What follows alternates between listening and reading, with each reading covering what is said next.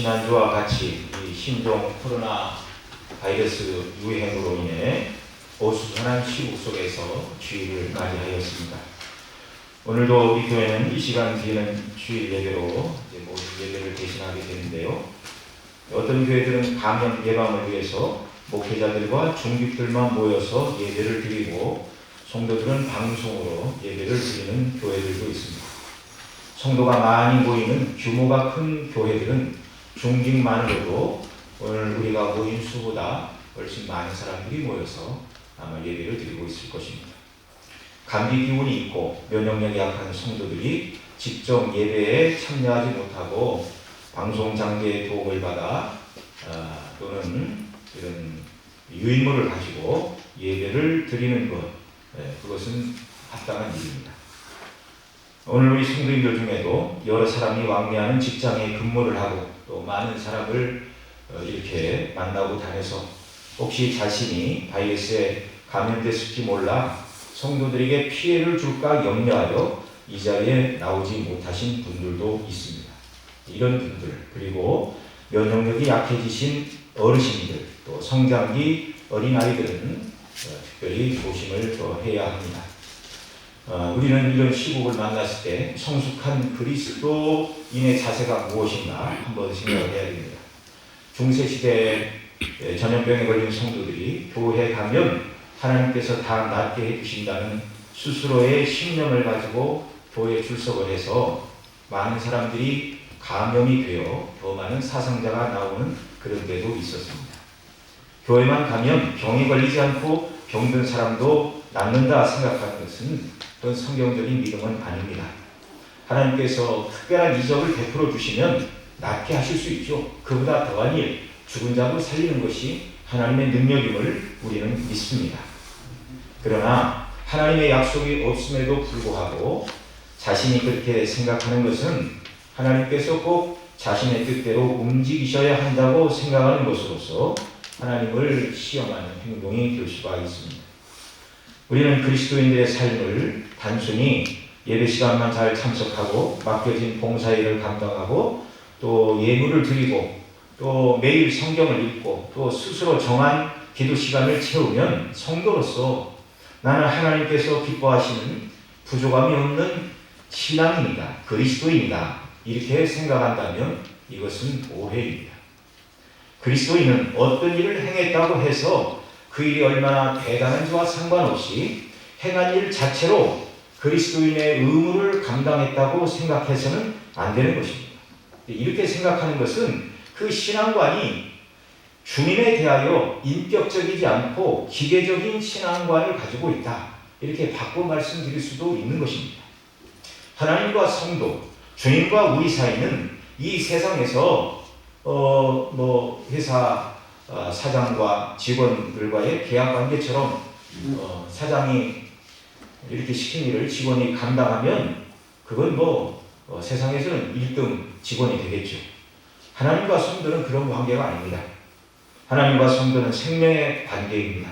성도는 무엇을 하든지 그 심령이 구원의 은혜로 충만한 상태에서 주님의 영광으로 충만하고 범사의 주와 동행하며 주님 기뻐하시는 일을 행하는 것이 주님과 성도와의 관계입니다. 그러니 우리가 남들이 하지 않는 선행을 더 많이 하고 남들보다 더 계명에 순종하고 외적으로 모범이 될 만한 일을 했다 할지라도 그것 자체로 나의 자랑거리로 삼을 수는 없다는 말이죠. 그래서 우리는 어느 누구도 판단해서는 안 되고 건강을 주시고 형편을 복되게 하신 하나님께 감사하고 몸이 연약한 분들, 연로하신 분들, 이렇게 면역력이 떨어지신 분들 이런 분들을 위해 기도하고 혹시 내가 다른 사람에게 피해를 줄까 조심하고 자신을 돌아보는 이런 역사가 우리에게 있어야 하는 것입니다.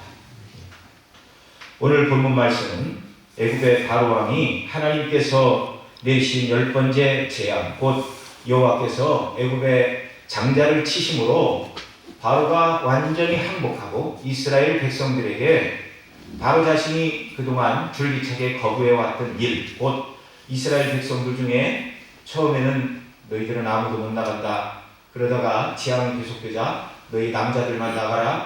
그리고 여자들도 나가라. 아이들은 떼놓고 가라. 그러자 이제 8번째는 아이들도 데리고 가라. 그리고 9번째 재앙에서는 소떼와 양떼도 데리고 가야 됩니다. 했더니 그건 안 된다. 그래서 9번째 재앙까지 이렇게 하나씩 양보하는 것 같았지만 결국 바로가 이스라엘 백성들을 내보내지 않았습니다. 그런데 이 10번째 재앙으로 말미암아 완전히 바로가 이제 자기가 주장했던 모든 것들을 다 포기하고 있는 것이죠. 바꿔 말하면 여호와 하나님께서 강대국 애국과 그 왕 바로의 항복을 받아내시고 당신의 백성 이스라엘에게 승리를 주셨고 또 승리와 함께 승리자들의 특권인 전리품을 가지고 나가도록 은혜를 주셨습니다. 그것이 오늘 이제 본문의 말씀인데요. 오늘 본문 29절은 이스라엘 백성들이 문 인방과 설주에 어린 양의 피를 바르던 6월절 그 밤에 6월절 지나갔다 그 말이죠. 패스오버. 문 인방과 설주에 어린 양의 피를 바른 이스라엘 집은 넘어가고 그 어린 양의 피가 문 인방과 설주에 발라지지 않은 애국 사람의 집에 하나님께서 보내신 죽음의 사자가 들어가 그 집에 처음 난 모든 초태생들을 다 멸하신 사건이었습니다. 30절에 보면 그로 인하여 바로와 그 신하들과 모든 애국 사람들이 밤에 일어나 사망이 자기들의 집마다 이르렀음을 인하여 큰 소리로 울부짖는 일이 있었습니다. 31절에는 그런 일을 당한 후에야 그토록 완강했던 바로가 이스라엘 백성들에게 애굽에서 나가라 이렇게 말하고 있죠. 31절 우리 한번 같이 더 읽겠습니다. 너희 이스라엘 자손은 일어나 내 백성 가운데서 떠나서 같이 읽습니다. 너희의 말대로 가서 여호와를 섬기며 너희 말대로 너희 양도소도 몰아가고 나를 위하여 축복하라. 이것은 그토록 강팍하게 여호와를 대적하여 모세와 아론을 대적하였던 바로 왕이 최종적인 항복 선언이었습니다. 물론 전능하신 하나님께서는 바로의 항복을 받으시는 데 있어 10개의 재앙이 꼭 필요한 것은 아니었습니다. 10개의 재앙이 전혀 필요 없는 것이죠.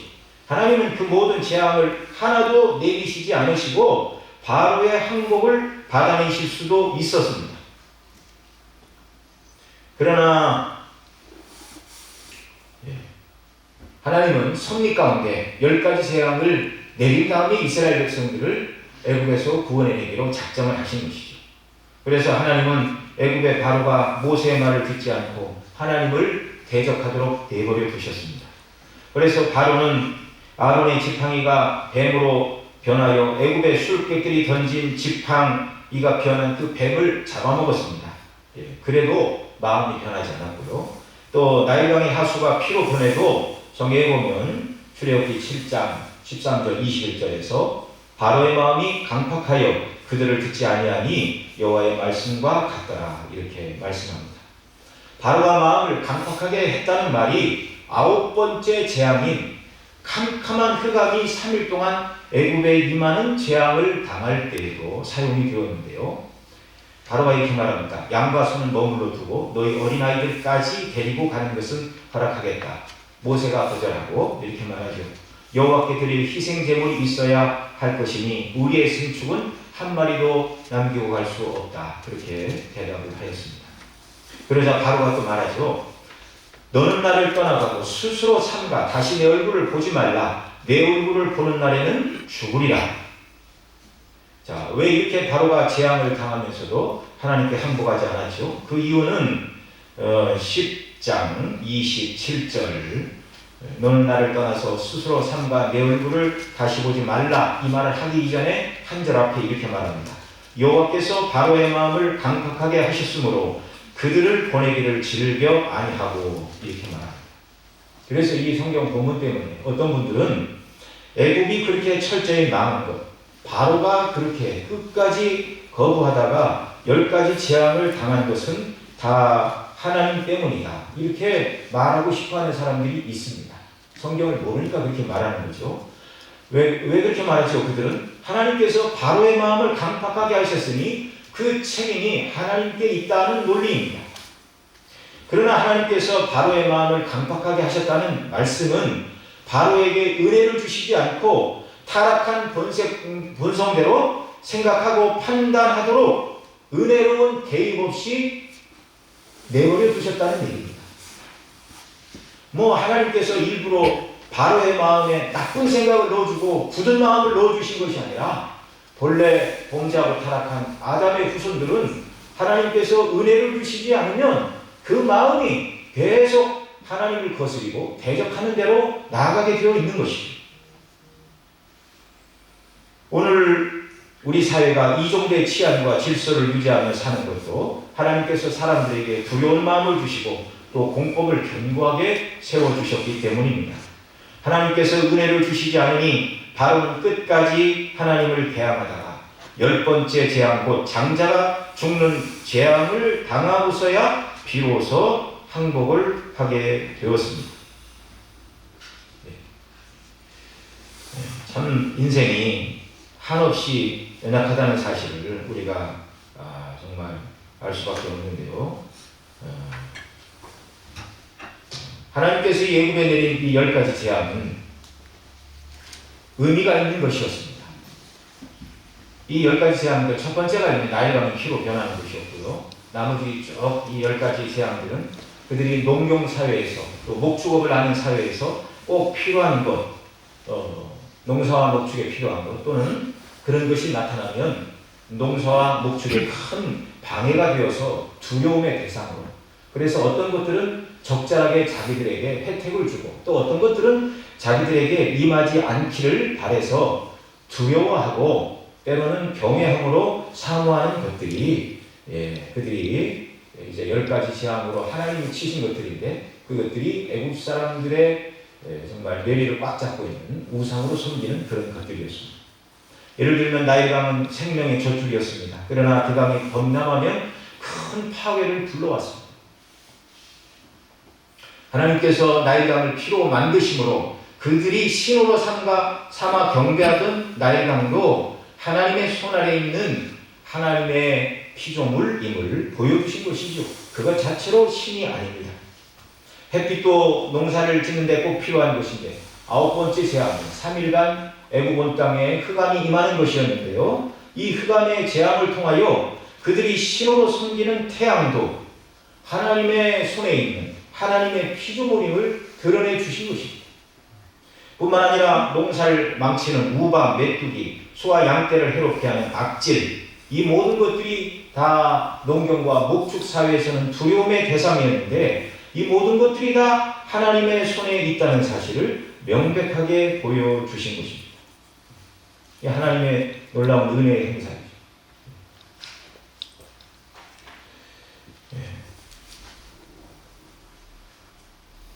재앙을 하나도 내리지 않으시고 정말 바로의 항복을 받으실 수 있는 하나님께서 그렇게 하지 않으시고 은혜 가운데 이스라엘 백성들 모두에게 세상 모든 것은 하나님이 통치하신다. 또 애굽에 있는 모든 사람들에게는 정말 너희가 신으로 섬기는 그 모든 것들이 신이 아니고 하나님의 피조물이고 만왕의 왕은 하나님밖에 없다는 사실을 완전히 드러내시고 그 다음에 바로의 항복을 받아내신 것이죠. 창세기 20장에 보면 가나안 땅에 거하던 아브라함이 남방인 그랄로 내려가는데 그랄 왕 아비멜렉을 두려워하여 예쁜 자기 아내를 아비멜렉이 빼앗고 자기를 죽일까 두려워하여 사라를 누이라 속이고 아내를 빼앗기는 신세가 되었습니다. 그런데 그 밤에 하나님께서 그 밤에 아비멜렉의 꿈속에 나타나셔서 아브라함에게 직면했던 문제를 해결해 주셨습니다. 아비멜렉이 하신 말씀이죠. 내가 취한 이 여인을 인하여 내가 죽으리니 그가 남의 아내입니다. 깜짝 놀란 아비멜렉이 이렇게 말합니다. 주여 주께서 의로운 백성도 멸하시나이까. 그가 나더러 이는데 누이라 하지 아니하였나이까. 그 여인도 그는 내 오라비라 하였사오니 나는 온전한 마음과 깨끗한 손으로 그렇게 하였나이다 라고 말할 때 하나님께서 꿈속에서 아비멜렉에게 이렇게 말씀하셨습니다. 내가 온전한 마음으로 그렇게 한 줄을 나도 알았으므로 너를 막아 내게 범죄하지 않게 하였으니 여인에게 가까이 못하게 함이 이 까닭이니라. 이제 그 사람의 아내를 돌려보내라. 그는 선지자라. 그가 너를 위하여 기도하리니 내가 살려니와 내가 돌려보내지 않으면 너와 내게 속한 모든 자가 다 정령 죽을 줄 알지니라. 하나님께서 그랄 왕 아비멜렉에게 하신 것 같이 바로의 꿈속에 한 번만 나타나셔서 말씀하시고 거룩한 영광으로 두려움으로 그를 찾아가 주셨다면 단번에 하나님께서 바로의 항복을 받아내시고 즉시 이스라엘 백성들을 바로가 다 내보냈을 것입니다. 그러나 그렇게 하지 않으신 것은 말씀드린 대로 농사와 목축을 주장하는 것이 세상에 그들이 믿던 우상이 아니라 여호와 하나님이라는 사실을 명백하게 드러내 주신 것이죠.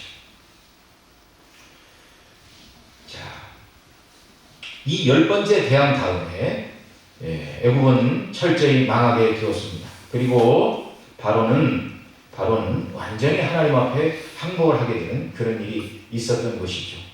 자, 이 10번째 재앙 후에 바로는 오늘 본문 31절 32절에 보면 모세와 아론을 불러 이렇게 말합니다. 너희와 이스라엘 자손은 일어나 내 백성 가운데서 떠나서 너희의 말대로 가서 여호와를 섬기고 너희 말한 대로 너희의 양도 소도 몰아가고 나를 위하여 축복하라. 여러분이 바로 하는 말을 한번 잘 들여다보십시오. 모세가 요청하니 이제 내가 통 크게 양보해서 그동안 너희가 정살이한 대가로 해방을 주고 그동안 너희들 노예 생활할 때 임금을 주지 않았는데 그동안 노예 생활한 모든 것의 품삯을 계산해서 너희의 요구를 다 들어주겠다. 너희 장정뿐 아니라 여인과 어린아이들과 너희 소와 양떼도 다 데리고 나가도 좋다라고 인심을 쓰고 있는 것입니까? 모세와 이스라엘 백성들에게 은혜를 베푸는 모습입니까? 그렇지 않습니다. 말씀드린 대로 철저하게 전쟁에 패한 패배자의 항복 선언입니다. 33절에서 애굽 백성들이 뭐라고 그랬습니까? 우리가 다 죽은 자가 되었다. 그리고 이스라엘 백성들을 내보내며 바로는 뭐라고 그랬죠? 나를 위해 하나님 앞에 기도해달라. 하나님을 대적하던 애굽의 바로왕과 그 신하들, 백성들 모두가 하나님의 영광의 권능이 드러나자 철저한 패배를 맛보게 된 것이죠. 그리고 33절 하반절에 보면 애굽 백성들이 이스라엘 백성들에게 이렇게 말합니다. 백성들을 재촉하여 이 지경에서 자기들의 땅인 애굽 땅 그리고 세겜 땅에서 속히 내보내려 함으로 애굽 모든 사람들은 이 두려운 이스라엘 백성들이 얼마 전까지는 자기들의 노예고 종살이하고 만만한 사람들이었는데 이제는 두려운 사람들로 바뀌었습니다. 하나님의 백성이 얼마나 영광스러운가요? 승리의 하나님을 통하여 이들의 신분이 달라진 것이죠. 위치가 바뀌었습니다. 자, 이스라엘 백성들 거기에 들어가 노예 생활을 하였지만 그러나 애굽에서 나올 때는 노예가 아니었습니다. 하나님께서 주신 승리 가운데 하나님의 승리를 함께 경험하고 나누는 승리한 하나님의 백성으로서 승리자로서의 출애굽이었습니다. 이제는 애굽의 바로왕도 그 군대들도 아무것도 두려움의 대상이 되지 않았습니다. 하나님께서 승리를 주셨고 하나님께서 그들과 함께 하시기 때문입니다. 애굽 사람들이 급히 나가라고 하니 이스라엘 백성들은 발효되지 못한 반죽을 담은 그릇을 옷에 싸서 어깨에 메고 애굽을 떠날 차비를 하였습니다. 그러나 발효되지 않은 반죽만 어깨에 메고 나온 것이 아니죠. 35절 36절에 말한 대로 이스라엘 자손이 모세의 말대로 하여 애굽 사람에게 은금 태물과 의복을 구하며 여호와께서 애굽 사람으로 백성에게 은혜를 입게 하사 그들의 구하는 대로 주게 하심으로 그들이 애굽 사람의 물품을 취하였더라. 애굽 사람에게서 은금 패물과 의복을 구했다. 당시는 의복이 매우 귀한 시대였습니다. 이것은 아무것도 가진 것이 없는 사람이 그 부잣집 애굽 사람들에게 아쉬운 소리를 하여 구제비를 받아온 것이 아닙니다. 전투에서 승리한 군대가 패전국에게 요구하는 당당한 전리품을 지금 취하고 있는 것입니다. 하나님께서 10번째 재앙, 애굽의 장자를 치시는 마지막 재앙을 통해서 전쟁의 완전한 승리자가 되셨고 그 백성들도 승리자로 만들어 주셨습니다. 이미 이 물건을 취하라고 말씀하고 오늘 본문 앞에도 보면 11장 2절에 보면 이렇게 말합니다. 이 백성에게 말하여 남녀로 각기 이웃들에게 은금 패물을 구하게 하라. 하나님께서 모세에게 말씀하신 대로 오늘 우리가 읽은 12장 35절 이스라엘 자손이 모세의 말대로 하여 애굽 사람에게 은근 패물과 의복을 구하매 그들이 애굽 사람의 물품을 취하였더라. 이렇게 말씀하죠. 자, 구약 시대에 전쟁에 이긴 사람들은 전리품을 취하는 그것이 승리자들의 특권이었습니다. 애굽인들은 은근 패물을 구하는 이스라엘 백성들이 원하는 대로 주지 않으면 자기들에게 더 큰 화가 미칠 줄 알았기에 이스라엘이 원하는 대로 줄 수밖에 없었습니다. 이스라엘이 애굽에 대하여 두려움의 대상으로 승리자로서의 모든 상황이 역전이 된 것이죠.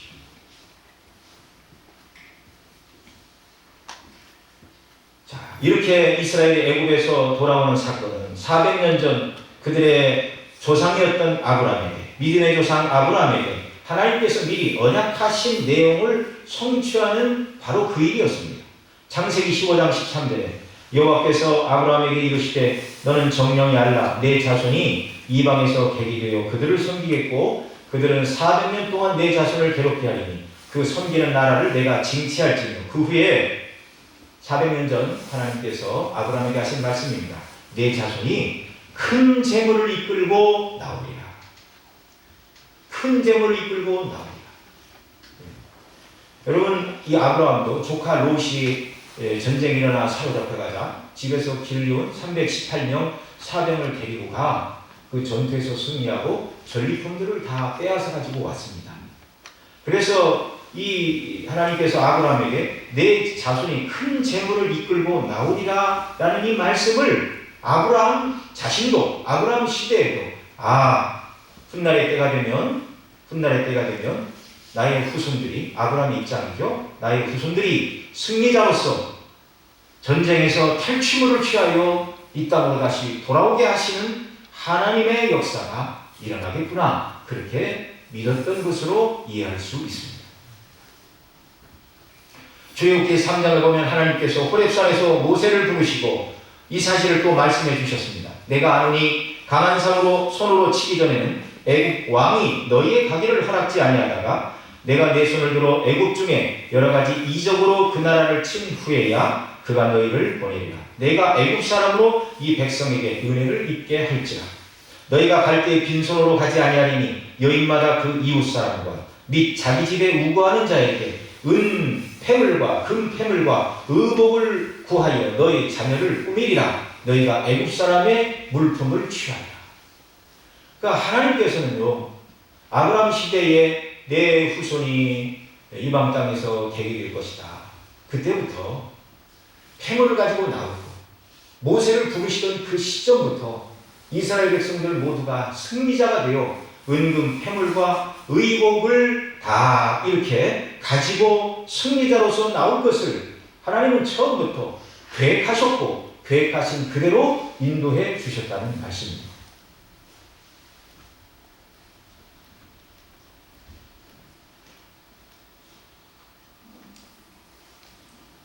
이 10번째 재앙과 바로의 항목, 여기서는 이 전쟁에서는 인간의 힘이 동원된 것이 아무것도 없죠. 전적인 하나님의 능력과 영광으로 일궈낸 승리였습니다. 그런데 이 일에 이스라엘 백성들이 함께 승리자로 참여하고 있습니다. 하나님의 은혜가 아니면 이스라엘은 정말 아무것도 아닙니다. 힘이 없어 노예 생활하던 자들 아니었습니까? 벽돌 만드는 것이 그들의 주업이었습니다.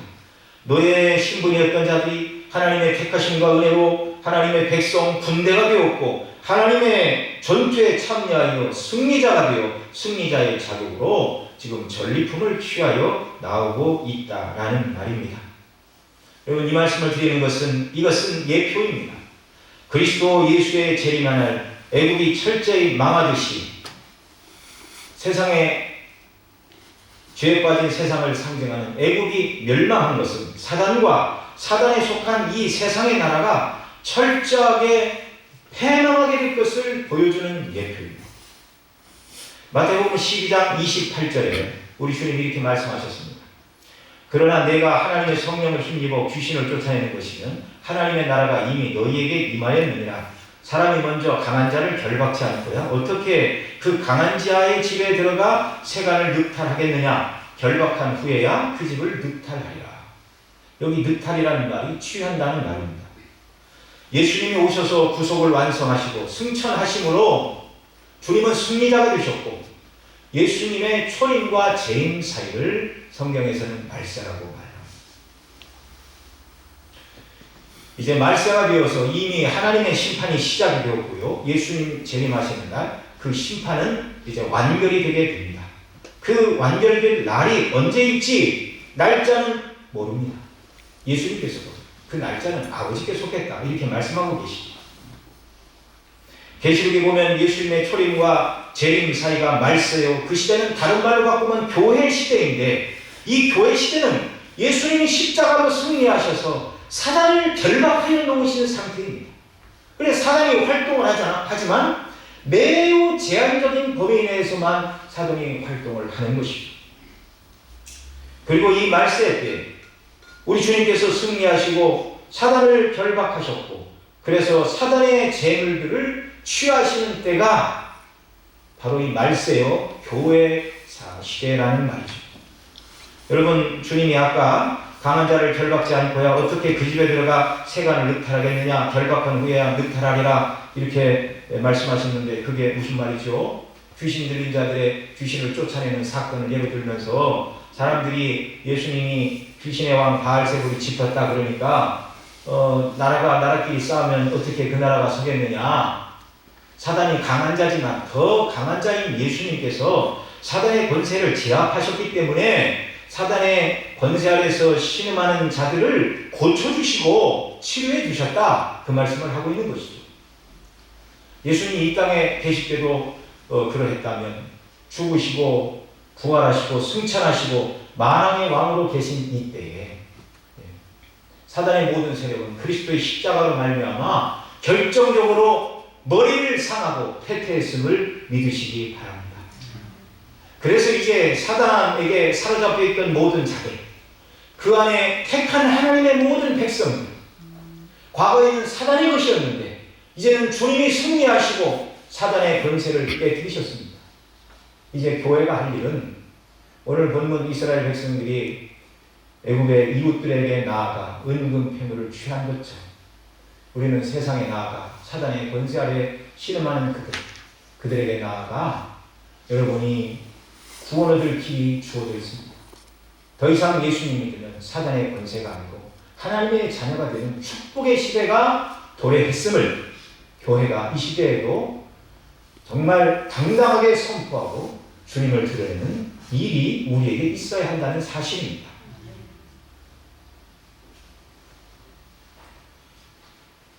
여러분이 코로나로 전국이 우선하지만 혼란스럽고 참 이런 때이지만 그런 때에도 그리스도인들은 중심을 잘 잡고 있어야 됩니다.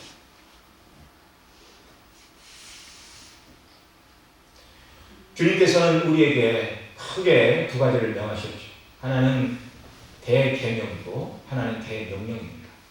대계명은 여러분 자신은 잘 아시는 것처럼 주님께서 율법을 요약하시면서 마음과 뜻과 정성과 힘을 다하여 주여 너희 하나님을 사랑하고 내 이웃을 내 몸처럼 사랑하라. 이건 대계명입니다. 오늘 우리가 10계명을 이렇게 교도하면서도 맨 마지막에 함께 주님 주신 대계명의 말씀을 같이 읽었는데요. 이 대계명은 어떻게 보면 성도 개개인들에게 주신 성화와 관련된 말씀입니다. 이렇게 말씀을 드릴 수 있습니다. 여러분 우리가 세상이 아무리 혼란하고 어떠하다 할지라도 그리스도인은 날마다 마음과 뜻과 정성과 힘을 다해서 하나님을 사랑하고 이웃을 사랑해야 하는 사람으로 부름받았음을 기억하고 그대로 살아가는 역사가 우리에게 있기를 바랍니다. 또 하나 대명령을 주셨죠. 여러분 잘 아시는 것처럼 마태복음 28장에 너희는 가서 모든 족속으로 제자를 삼아 아버지와 아들과 성령의 이름으로 세례를 주고 내가 너희에게 분부한 모든 것을 가르쳐 지키게 하라고 말씀해 주셨습니다. 이 혼란한 시대에 무슨 말씀을 전하고 또 어떻게 위로의 말씀을 전할까 이런저런 생각을 많이 했지만 어렵고 힘들고 마음이 움츠러드는 때라 할지라도 그리스도인은 주님이 말씀하신 기본으로 항상 돌아가야 할 줄로 믿습니다. 여러분, 지금처럼 어떻게 보면 전도하기 좋을 때도 없어요.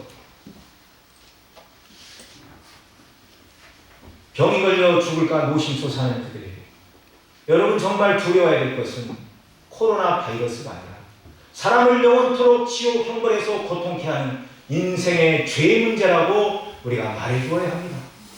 그리고 그 죄로부터 구원해 주시는 그리스도의 보혈의 피가 모든 죄를 사하고 모든 죄를 무력화하는, 이런 표현을 써도 될지 모르겠지만 모든 죄의 완전한 백신 그리스도의 피가 우리에게 있습니다.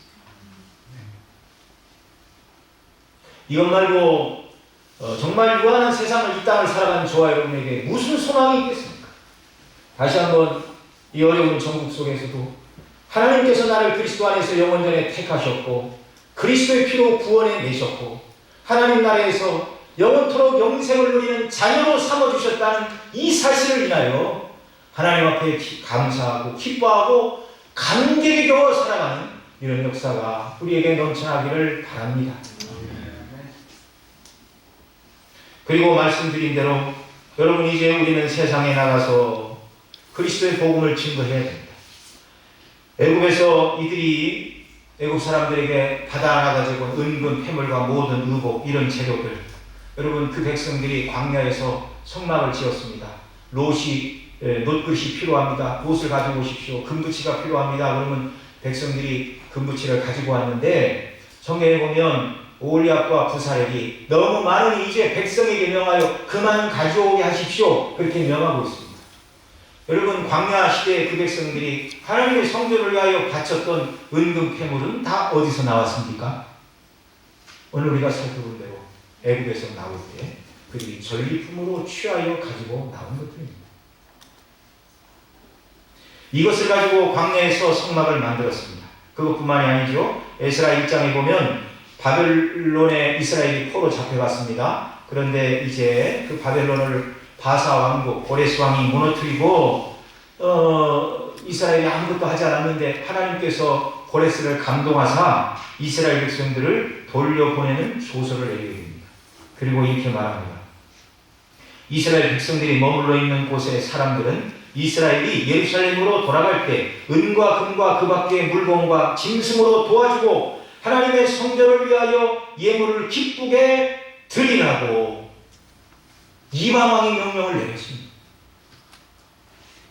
그래서 바벨론 포로에서 이스라엘 백성들이 첫 번째 포로인, 첫 번째 노예사인 애굽에서 돌아올 때도 승리자로 재물을 취하여 가지고 나왔는데 두 번째 바벨론 포로에서 돌아올 때도 이스라엘은 생각지도 못했는데 하나님께서 그들에게 은금 패물을 주시고 여기 뭐라고 그래요? 고레스가 하나님의 성전을 위하여 이스라엘 백성들이 거하는 모든 사람들은 은, 금 다 이스라엘 백성들 그 밖에 필요한 모든 것을 다 주어라라고 말하고 있습니다.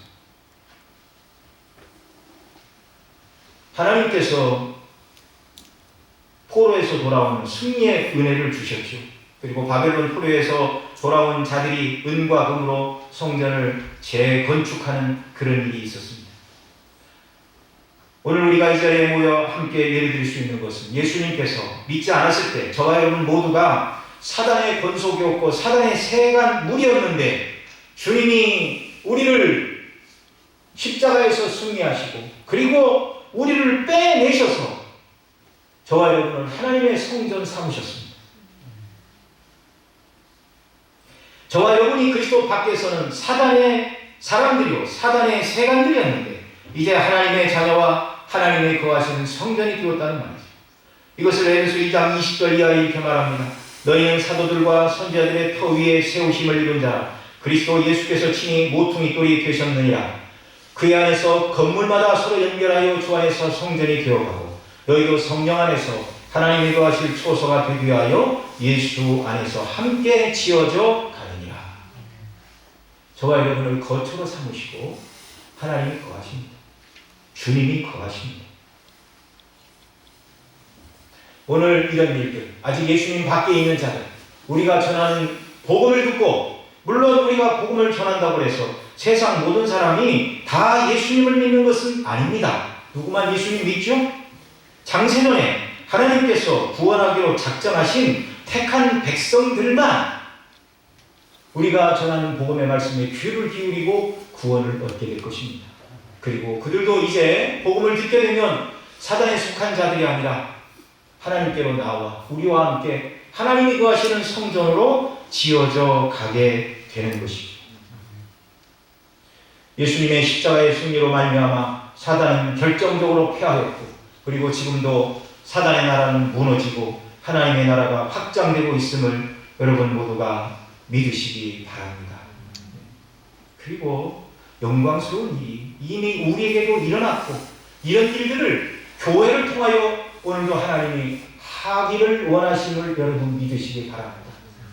여러분 인생이 얼마나 연약한가, 우리가 이런 것들을 보면 알고 있잖아요. 만약에 하나님께서 어떤 사람들은 핵이 너무 많아서 핵으로 지구가 멸망하지 않을까 고민하는 사람들이 있는데, 그렇게까지 인간이 머리를 쓰지 않아도 만일 하나님께서 이런 새로운 이런 바이러스 한 10개만 전 세계에 풀어놓으시면 세상은 가망이 없습니다. 가망이 없습니다. 죄악대로 갚으시면 세상은 진작 망해야겠지만 아직도 왜 하나님께서 역사의 수레바퀴를 돌리고 계시는가? 이유는 하나입니다. 우리가 가서 사단의 권세 아래 신음하는 택한 하나님의 백성들에게 복음을 전하고, 하나님의 택한 모든 백성들이 다 구원 얻게 되는 그날 주님이 이 땅에 다시 오시고 영원한 하나님 나라가 완성되게 될 것입니다. 그것을 위해서 역사가 진행되고 해가 뜨고, 그러니 모든 성도들, 모든 교회는 주님 오실 때까지 이 일을 믿음으로 잘 감당하는 이런 일이 우리에게 있어야 하는 것이죠. 그리스도의 죽으심과 부활로 영적인 전쟁은 그리스도의 승리로 끝이 났습니다. 정말 우리가 이 승리를 만끽하며 하나님께서 우리에게 주신 정말 건강도 잘 관리하고, 그러나 이 땅을 살아가는 우리의 궁극적인 목적은 남보다 더 정말 유려하고 좋은 환경에서 이 땅을 사는 것이 아니라 주의 뜻대로 온전히 순종하는 것이고, 주의 뜻대로 온전히 복음을 전하는 것이 교회와 나에게 주신 사명이다. 이걸 견고히 붙드는 귀한 역사가 우리에게 있기를 바랍니다. 여러분, 요즘 왜 그런지 오늘날 한국 교회 안에서 또는 전 세계 교회 안에서 천국과 지옥에 대해서 별로 말하고 있지 않습니다.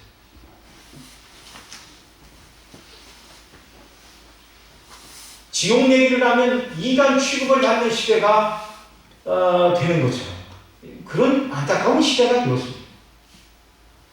전부는 아니지만 상당수 교회가 어떻게 하면 성도가 이 땅에서 잘 살 수 있을까? 가정이 화목하고 자녀와 사이좋게 지낼 수 있는 부모의 비결은 무엇인가? 너무 교회 메시지도 세상 중심으로 집중이 되어 있는 것이 오늘날의 현실이죠. 그러나 이러한 때 우리는 더더욱 알아야 됩니다. 하나님의 거룩하신 뜻이 무엇이고 영구하지 않은 이 세상 다음에 하나님의 계획이 무엇인가? 그리스도 안에 있는 자들은 천국의 영생이고 그렇지 않은 자들은 지옥의 영벌이라는 것.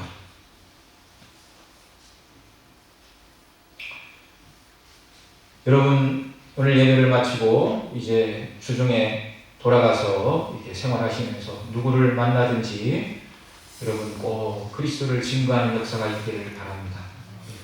코로나가 끝나면 당신도 교회 나와서 예수님 믿고 죄사함 받고 영생을 얻어야 한다고 우리가 말해 주어야 합니다.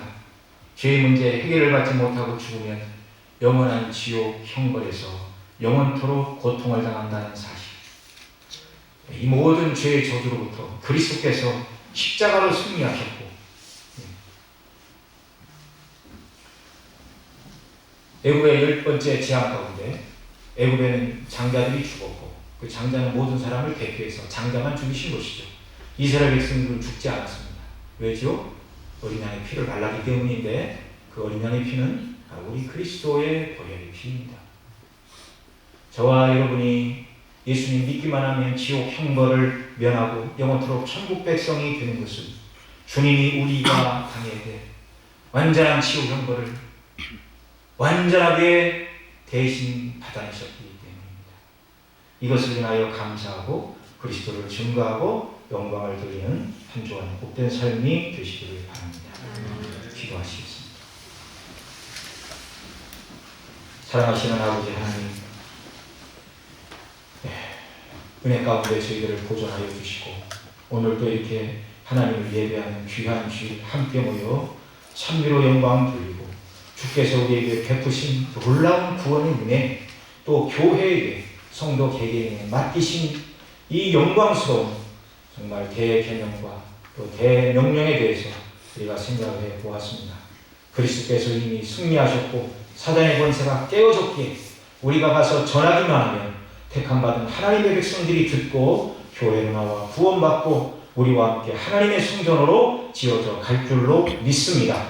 이 소망을 가지고 담대함으로 그리스도를 증거하며 주께 영광을 돌리는 복된 삶이 되도록 저희들을 붙들어 주시고 함께하여 주옵소서. 우리 구주 예수님의 이름으로 기도드리옵나이다. 아멘. 우리 찬송가